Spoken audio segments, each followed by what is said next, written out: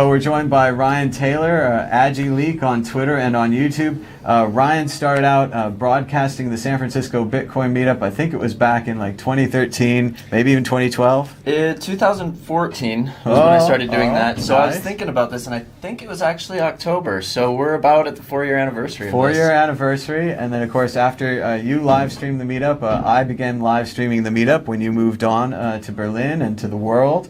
And you started live streaming other conferences, Linux conferences, open source conferences, mesh networks, all these kind of things. And first of all, where can people find that? Because we need more subscribers for Ryan. So tell them your YouTube channel. Yeah, it's all on youtube.com/AgiLeak, ADJYLEAK. I do a lot of streaming for other channels as well. Certain conferences or meetups want to have their content on their own channel.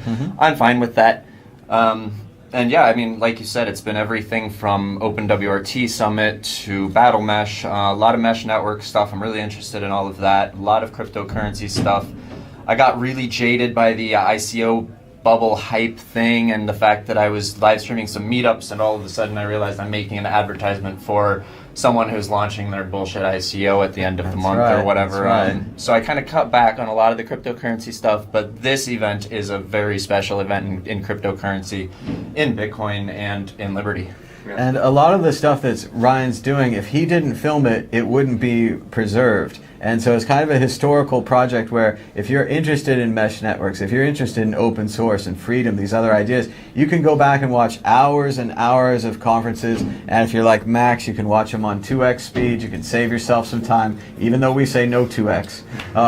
But it's a really great archive. It's a great resource, and it's a service to the community. And often people who provide services to the community are not appreciated. So I think we need to subscribe to Ryan's channel, donate to him on Twitter, follow him on Twitter, all these kind of things. We really need to support our Bitcoin community because if we don't do it, no one else is going to.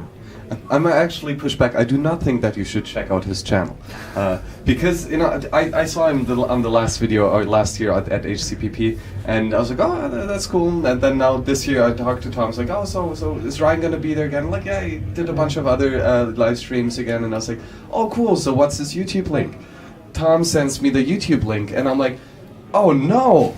Now I have to watch like a month worth of conferences that have been like accumulating over the last couple of years. So that is going to take a lot of time away from me, and I do not appreciate it. You're stealing my time here.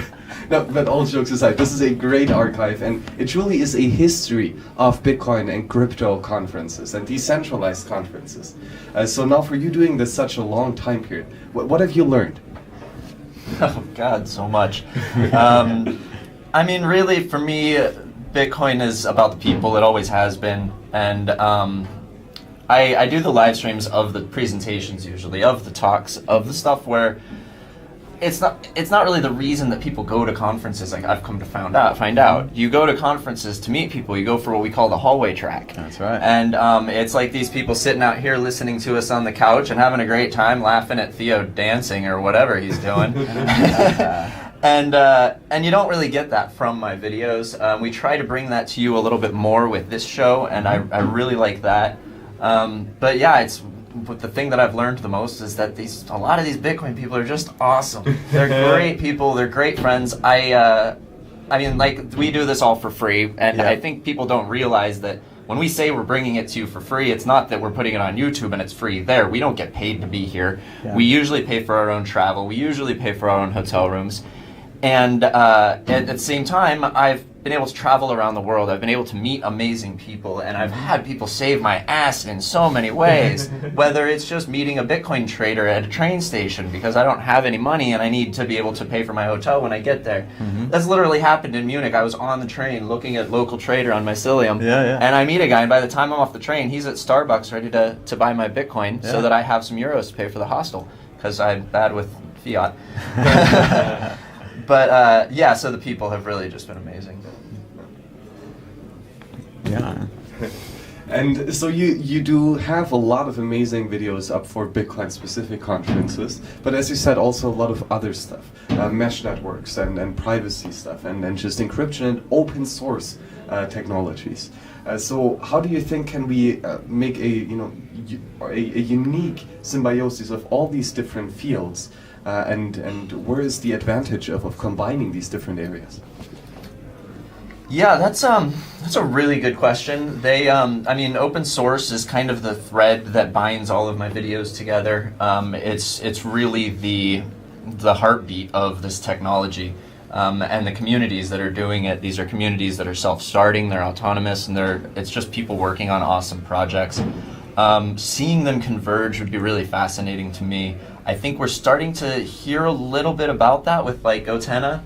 And the opportunity to be able to send, also with Samurai Wallet with their offline transactions and things, turning this peer-to-peer payment system into a true peer-to-peer payment system where you're not relying on the centralized infrastructure to be able to do these payments, or if it's not Bitcoin, then a messaging platform. Privacy is also a really big one, and I'm really a big pusher for PGP, for Signal. I would love to see privacy in Bitcoin, like strong privacy, and not this pseudonymity or whatever the hell.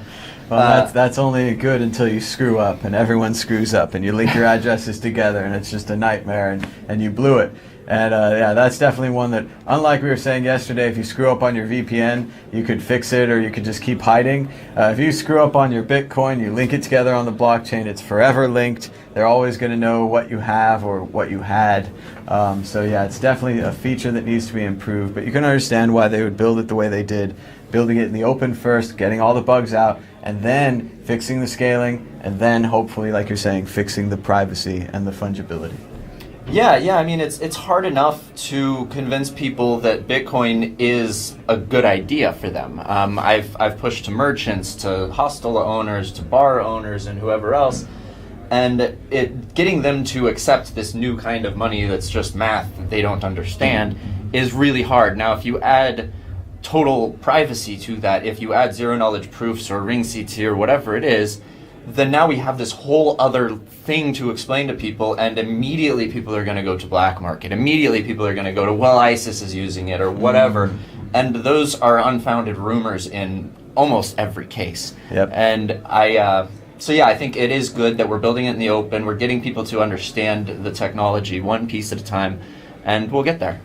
Now, yesterday we talked to Jorg from Room 77 in Berlin, and he talked about how his bar takes Bitcoin, and for a while there he had the whole street taking Bitcoin. I was wondering, is there any great Bitcoin events or activities or something that happened in Berlin that you'd like to tell people about? Yeah, I mean, Berlin is just a great spot for technology in general right now. The city itself is doing a big push to become Silicon Alley. It's like the German version of Silicon Valley. And Sure. I guess a lot of cities are trying to do that. They want to be the blockchain hub of wherever the hell. So, I mean, there's a lot of Ethereum stuff happening in Berlin. There's just tons of events. It seems like every project started having their own meetup. So there was the blockchain meetup in Berlin, and I was live streaming that for a while. And that was put on by the Epicenter. DJs, MCs, I don't know, podcasters, I'm not sure what you're called. Podcasters. Yeah, and then, but that started getting kind of fragmented because people would just have their own meetups. And so now you have every single project having a meetup, and we just had Blockchain Week there a few weeks ago. Great. And I didn't even get out to any of the events. I think I went to one thing, I went to the Zero Knowledge Summit, which was really good. But then I have work to do. And we all have jobs and stuff like that, and it makes it hard to get out to all of these events. But it really just depends on what your taste is, really. I mean, are you looking for Ethereum? You can find it there. Are you looking for Bitcoin? You can definitely find it there. Room 77 is where it's at, man. That's right. Jorg is a great guy, and that restaurant is amazing. Their food, their burgers. I eat there all the time. And but you're then, paying Bitcoin, yeah. Yeah, you can. If you have some and you're willing to spend it. But next, I think it's in 2 weeks, there's going to be an event called Radical Networks that should be really, really neat. It's more about the network protocol side of things. I don't expect there to be too much cryptocurrency talk or blockchain talk going on, which is kind of nice to get away from that sometimes. But probably mesh networking stuff, some mixed nets, some Tor, some of that going on. Well, and the space did really used to be very small, and you could go just to the Bitcoin meetup and you'd see everyone there, and we're all working on our projects. The space has gotten really big and blown out to all these different things, and certain companies have marketing money and they can buy the hype, and all this is happening. But this is a good thing, right? This is, we're losing the small community, but we're gaining a much larger community. And this is how things grow. And this is an example of Bitcoin, blockchain, Ethereum, all these other projects being successful, that so many people want to be in them. They want to have meetups about them. They want to talk about them. It's frustrating to lose the old small community where everyone knew your name, but it's exciting to have this new community as well. Right? Yeah, definitely. I mean, the underground diehard in me wanted it to stay as our little small community. Sure, I've sure. met great people at the beginning, Yeah. and we're still all friends. Yeah. So that's super nice. I know. But if this thing is gonna succeed, if this is gonna win, we're almost 10 years on, and the network's still running. People are still using it for all sorts of reasons. Amazing ideas are coming out, and if all of that's gonna happen, then yeah, the community is gonna grow, and it's gonna grow and continue to, and you're gonna have a bunch of people like diverging ideas. In the beginning, it was a lot of ideological connection, and so when you met someone who knew about Bitcoin, the chances were they're more on the libertarian side, the crypto-anarchist side. You have liberty to talk about. You have these other things to talk about that you can assume you automatically have in common. Mm-hmm. Lately, that's not necessarily the case. Yeah. You have Microsoft involved. And I was at a conference in Berlin a while back, and talking to a friend of mine. We're standing in the lunch line, and in the middle of the conversation, he turns around and looks at the badge of the guy behind him and goes, "Microsoft, what the fuck are you doing here?" That's the usual Bitcoin greeting. That's what you get from people. Yeah. Yeah. So yeah, you bring up a great point, and I think that's a inherent dilemma between reaching mass adoption and kind of diluting the true ethics and values of the underlying fundamental movement. So do you think that we can reach a point of mass adoption while still retaining these radically ideas of freedom and individual sovereignty? I consider mass adoption to be kind of Moby Dick. I think that we can find it if we, even if we don't try to chase it, if this just keeps going. I mean, look at the World Wide Web or email as classic examples. Yeah. Became ubiquitous despite the public fighting it or people just not caring, people not wanting to care. So I think that it's going to happen. I don't think we necessarily need to push it, and if we do chase it, then there's risk of total disaster because you end up with these scams, you end up with people losing a lot of money and they have no idea what they're doing. Right. And as someone who's been in this space for so long and paid attention to it and studied it, and doing a transaction on a command line, not a problem. So I tend to forget that for someone else, there's so many ways that you can lose your Bitcoin. Sure. And then on top of that, that's just technically. On top of that, now you have the scammers, the ransomware, all of this other stuff that I still think it's too soon. Well, and you also have actual real-life ransoms. We were talking to our friend who has an ATM in his shop, and I tell this story often, but I think it's very important.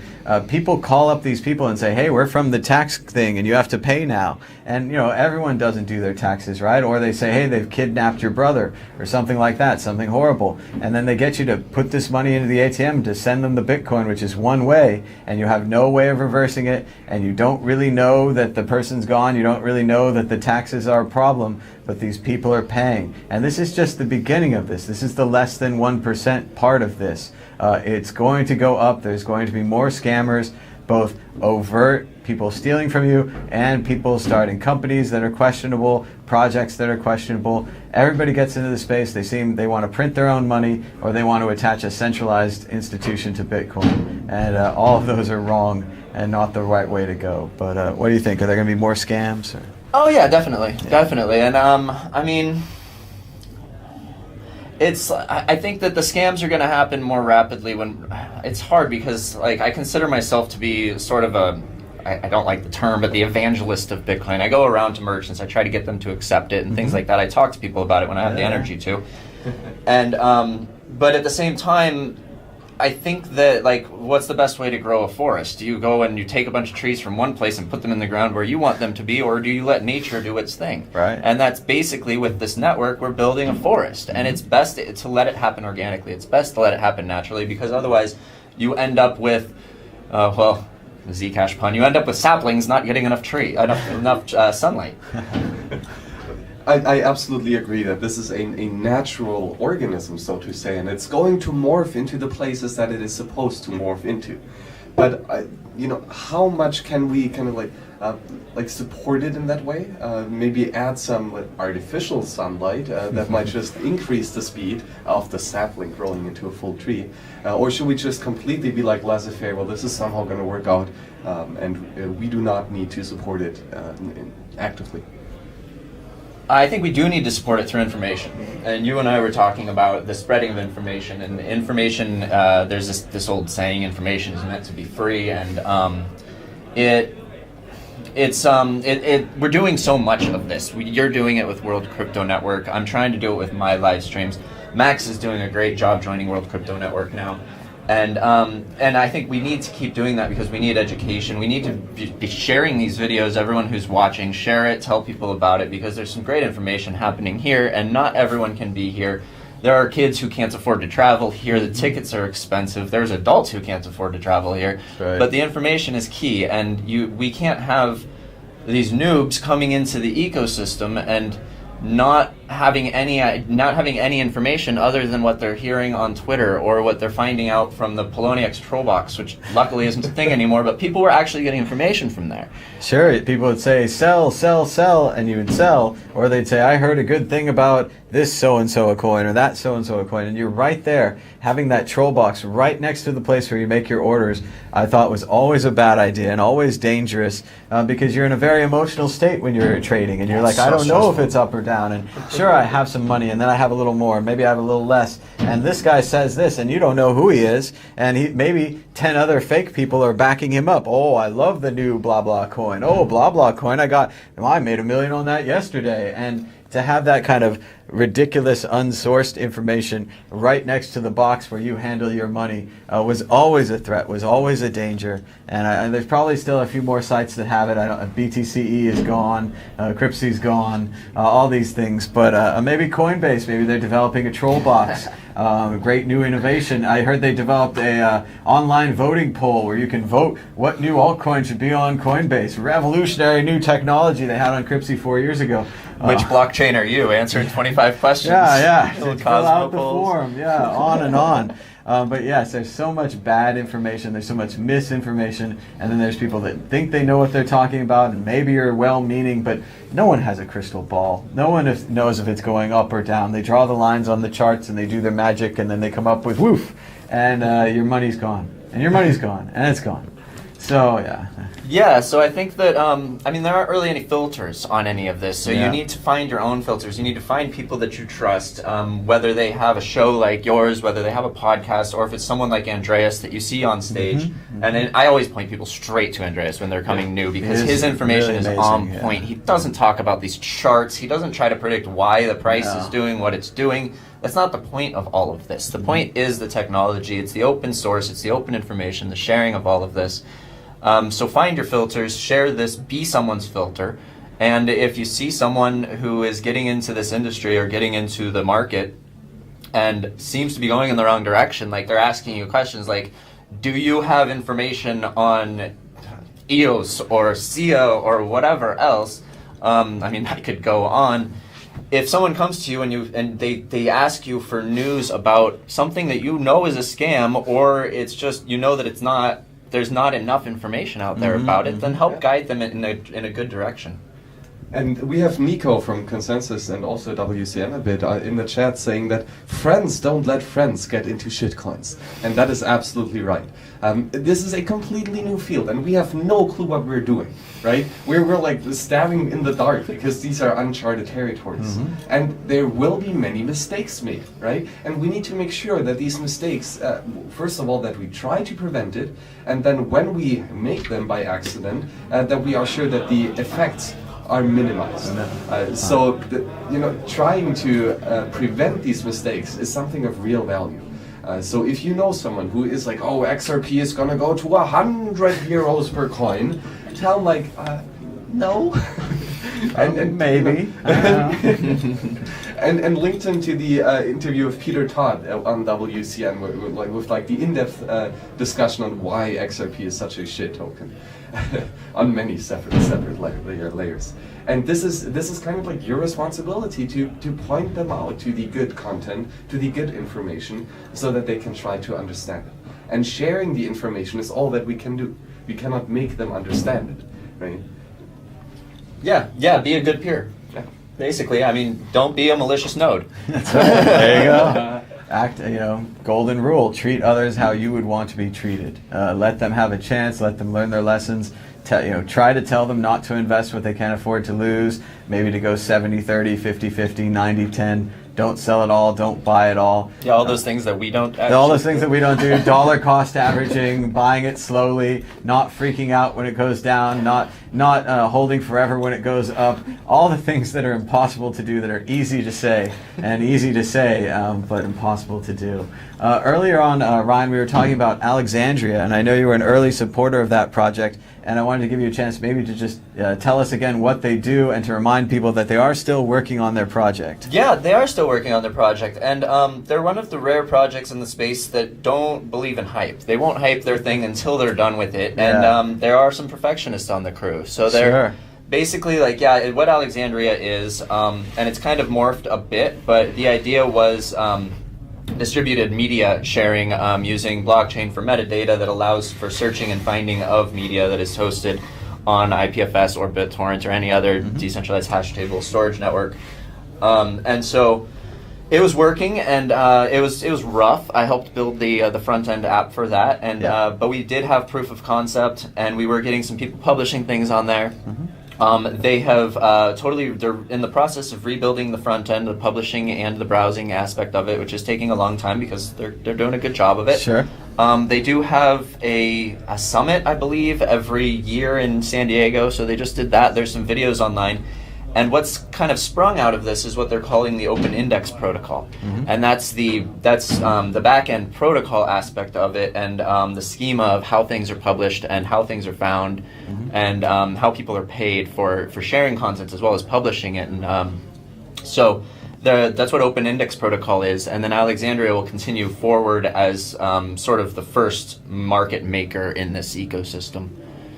That sounds great, and people can just Google the Alexandria project. Where can they find out more? It's alexandria.io, which because of the lack of hype hasn't been updated in quite a while. Right. At Alexandria on Twitter, and that's probably the best place to look on Twitter. And then if you look for Alexandria, is hard because it's like I named it, so I'm kind of like, I love the name, but it's a bit difficult to be able to search for. But yeah, check out the Twitter. For sure. It's tough. You might have to add a word on there, digital Alexandria or some kind of they modifier. were calling it the Decentralized Library of Alexandria. That's really long. El Deuterino is just if you're not into the whole brevity thing. Yeah. Very nice. Well, are you gonna fork it off for like Alexandria Cash or something, or Alexandria Decentralized or something? That might be nice. Alexandria 2. No spoilers. Well, very cool, Ryan. It's been great having you on here, and you do so much work for the community, and I don't think you get near enough credit or enough views on all these things. If you're into decentralization, mesh networks, open source technology, be sure to check out Ryan's YouTube channel and his Twitter. Say it one more time for him. Adyleak, ADJYLEAK. Great. Thank you so much, Ryan, and thank you so much for Tom. helping us. This live stream is possible because of Ryan. So it's a pleasure. It's always good to see you too. Yeah, it's good stuff. Yes, and it really is a understatement to say how important the technical stuff is as well, right? Because we just talk, like all this camera, microphone, live stream, black magic. No clue how it works. I just take the microphone and smile for the camera, right? But it's good to have specialization and support from the different parts of the community. So absolutely. And when this goes right, we make it look easy. When it goes wrong, it's that trial and error and doing it hundreds of times that prepares you for that.